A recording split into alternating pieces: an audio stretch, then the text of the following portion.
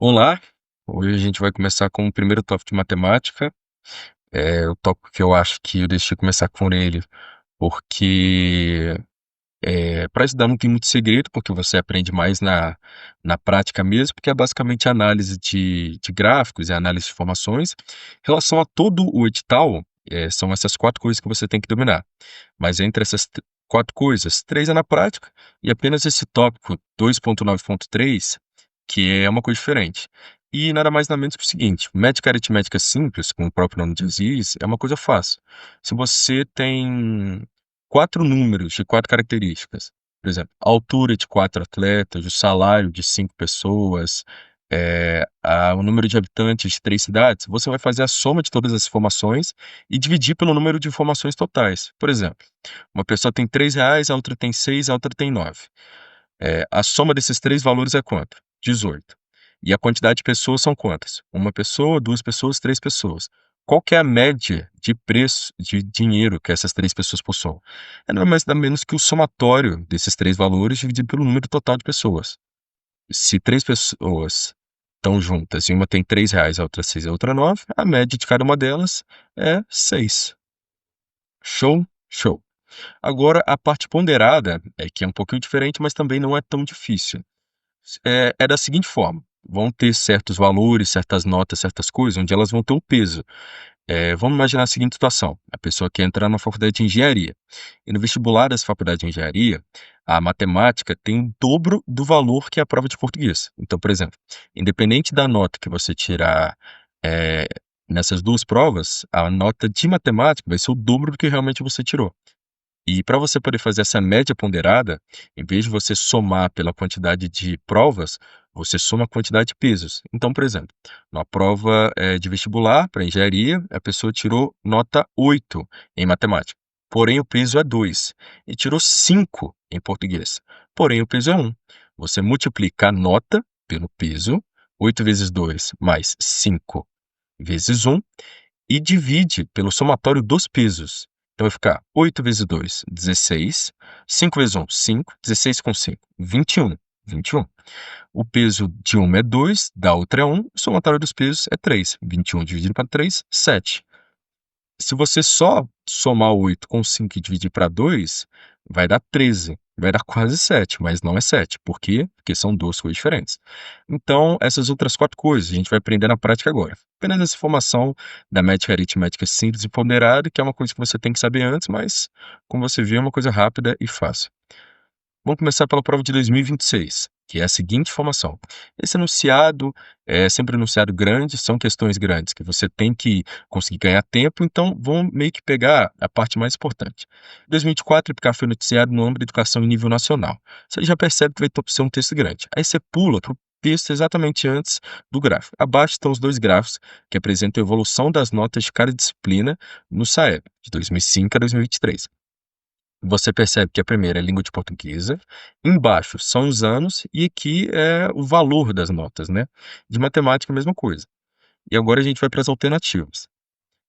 Analise as informações abaixo quanto à sua velocidade sobre os gráficos e assinale a alternativa correta. Se ele quer a correta, é porque tem três que são falsas e apenas uma é verdadeira. Então vamos dar uma analisada.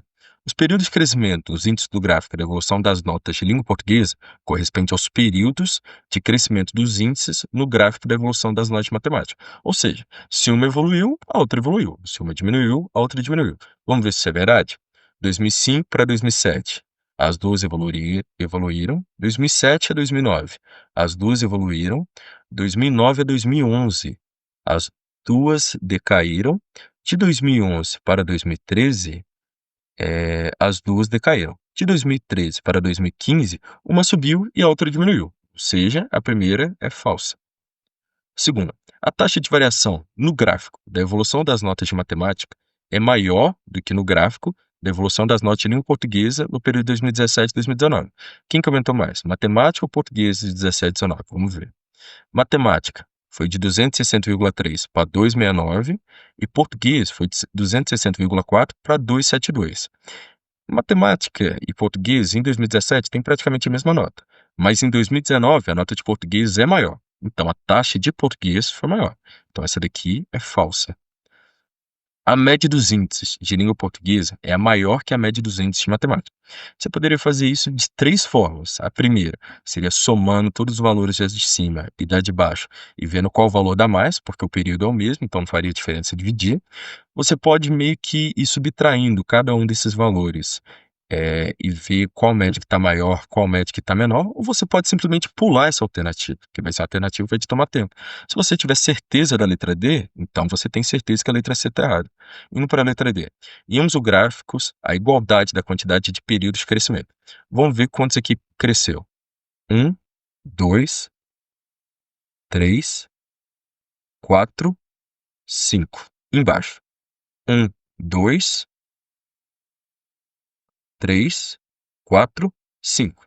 Letra D é a alternativa correta. Vamos agora para a prova de 2025. Já deu aqui para ver que eu fiz, esqueci de pagar, mas vamos fazer o raciocínio do zero, como é que vai ser, né? Vamos nessa. Um investidor inicia um dia com X ações de uma empresa. No decorrer desse dia, ele efetua pelo menos 2 tipos de operações: comprar ou vender essas ações. Para realizar essas operações de compra ou venda, ela segue os seguintes critérios: vende metade das ações que possui dessa empresa quando seu valor fica acima do valor real, que no caso é VI. Como ele vende metade das ações, você não concorda, por exemplo, se ele tem 10, ele vai para 5, se é 100, ele vai para 50, ele está multiplicando por 1/2, se ele vende metade. Então a gente circula aqui e coloca vezes 1/2. Ele vende 2/3 das ações que possui dessa empresa, quando esse valor está muito acima do mercado, que é esse caso aqui. Se ele vende 2/3, só sobra 1/3. Então ele multiplica por 1/3. É o mesmo raciocínio de baixo. Se ele vende metade, só sobra a outra metade. E ele compra a mesma quantidade que possui no momento quando o seu valor está abaixo do valor mínimo.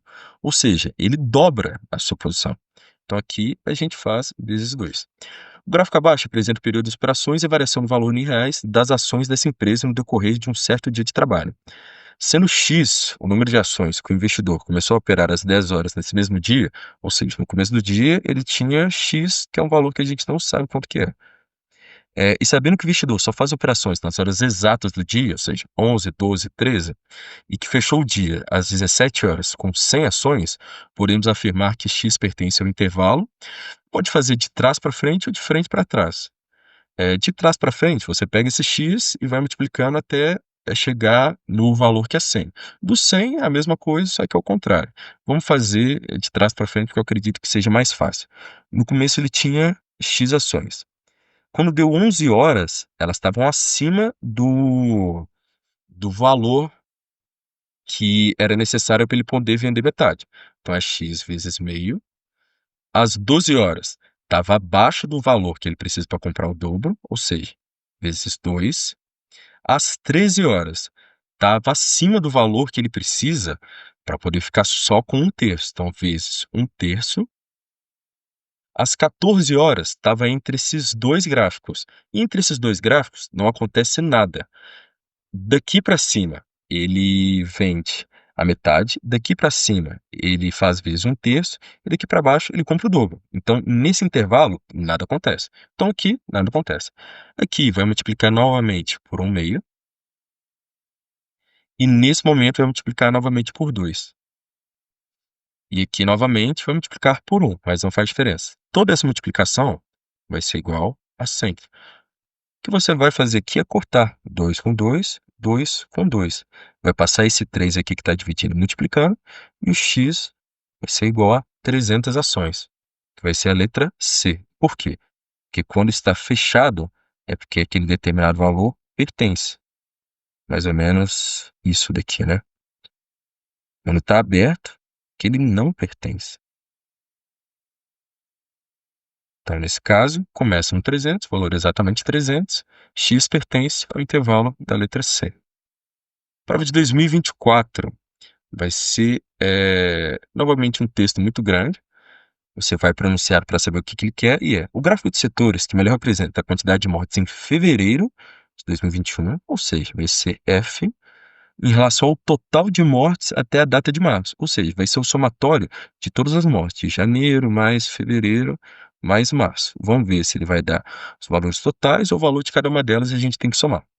De acordo com os dados contidos, se a diferença é considerado a legenda a seguir é. Essa questão aqui provavelmente vai dar uns valores muito quebrados e você vai encontrar uma porcentagem e realmente vai bater com essa daqui, mas você tem que saber o seguinte, vamos supor a circunferência ela é 100%. Um quarto dela aqui vai ser mais ou menos 25%. Esse valor aqui é mais ou menos metade que um quarto. Ou seja, vamos colocar aqui, vai ser mais ou menos 12,5%. E esse daqui é tudão menos o 12,5%. Que vai ser. É... Os 13,87. 12,88. Dá 87,5.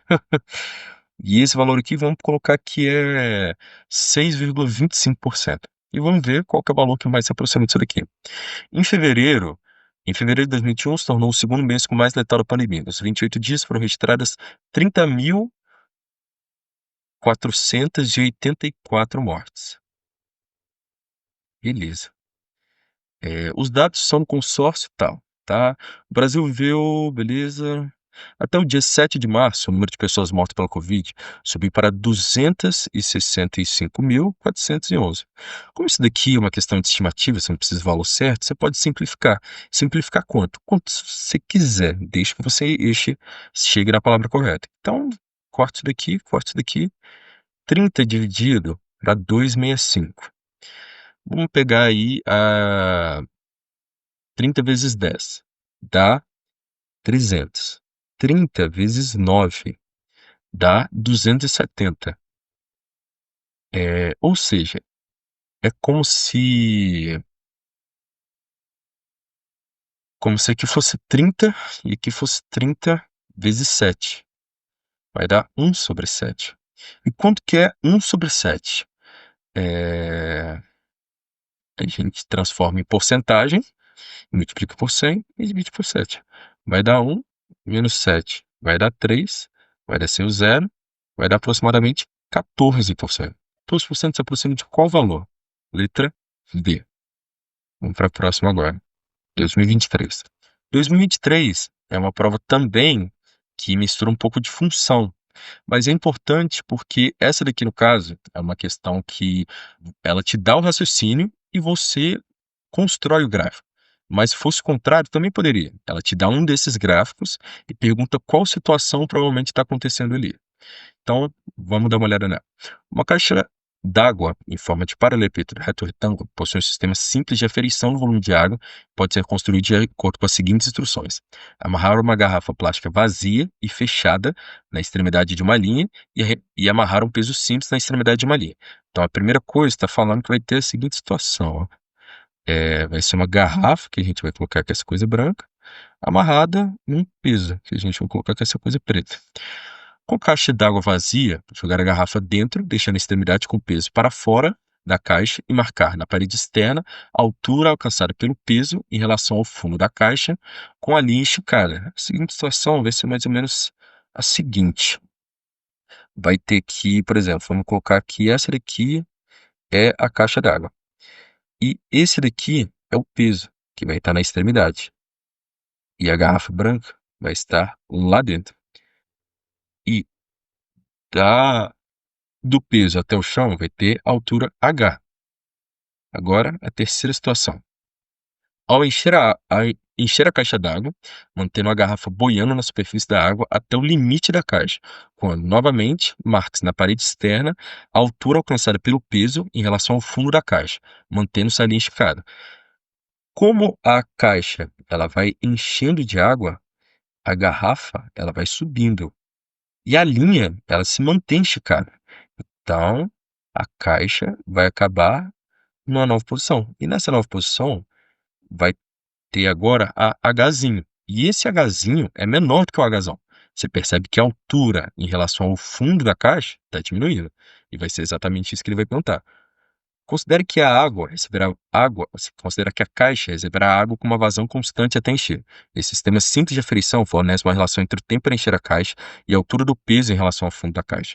Um gráfico que pode expressar essa relação desde o momento que não há água na caixa até quando ela está cheia é melhor representado em é do 2/3. Aqui agora vai ter água, que aqui em cima não tinha. O peso vai perder altura. porque ele vai estar descendo, ou seja, ele vai estar se aproximando do fundo. Então, a resposta vai ser letra A, que a altura está diminuindo conforme o passar do tempo. Essa aqui foi a prova de 2023, falta apenas a de 2022. Essa é a questão classicona, né? Mas deu para perceber até agora que não é um conteúdo difícil. E é um conteúdo que cai todo ano. O Índice Nacional de Preços ao Consumidor Amplo é um índice oficial de inflação do Brasil usado pelo governo federal. Tá. O gráfico abaixo apresenta a variação mensal do IPCA no Brasil de abril de 2020 a março de 2021. Ó, lembrando que é o seguinte: esse daqui não é o gráfico de quanto é o IPCA, é o gráfico de quanto ele está variando. Então, por exemplo, se o gráfico está abaixo de zero, não é que o IPCA está negativo, é que o IPCA está diminuindo. Por exemplo, se ele fosse, sei lá, 10 e tivesse aqui 0,31%, ele ia para baixo de 10%, mas ele não ia ficar negativo, né? Então, a lógica aqui é o seguinte: em abril de 2020 ele diminuiu, em maio de 2020 ele diminuiu, mas em junho de 2020 ele aumentou, né? É isso. De acordo com as informações do gráfico, analisando as variações em períodos mensais, é correto afirmar que houve mais decrescimento do que crescimento do IPCA. Ó, vamos colocar aqui, C cresceu, D decresceu. Aqui ele decresceu, decresceu, cresceu, cresceu, cresceu, cresceu, cresceu, cresceu, cresceu, cresceu, cresceu e cresceu. Mais decrescimento do que crescimento? Não. O crescimento do IPCA em exatamente 7 períodos. 1, 2, 3, 4, 5, 6, 7, 8, 9, 10. Não. Crescimento do IPCA maior que 1% em pelo menos um período. Sim, né? Que foi no caso dessa época aqui, ó, que foi um crescimento maior do que 1%. Letra C é o gabarito. Apenas períodos de crescimento ou de decrescimento da taxa percentual do IPCA. Então, da taxa percentual do IPCA, do mês de outubro de 2020 e dezembro de 2020, ele continuou o mesmo. O IPCA aumentou. Agora a taxa dele se manteve a mesma. Então essa daqui é falsa. E a gente fica por aqui, porque foram 5 questões dos últimos 5 anos. É um conteúdo que cai todo ano. Aquele assunto de média, normalmente você vai usar em outras questões, mas nem sempre está no edital de outros conteúdos, então é importante ver agora. E foi a primeira aula, porque por mais que não seja o primeiro conteúdo, é o mais fácil. Com isso daqui você já consegue acertar e é uma questão que você tem que garantir. Que, como você disse, é olhar, raciocinar e acertar. Não tem segredo. Então, boa sorte, bons estudos, precisando, tô na área. Free audio post-production by alphonic.com.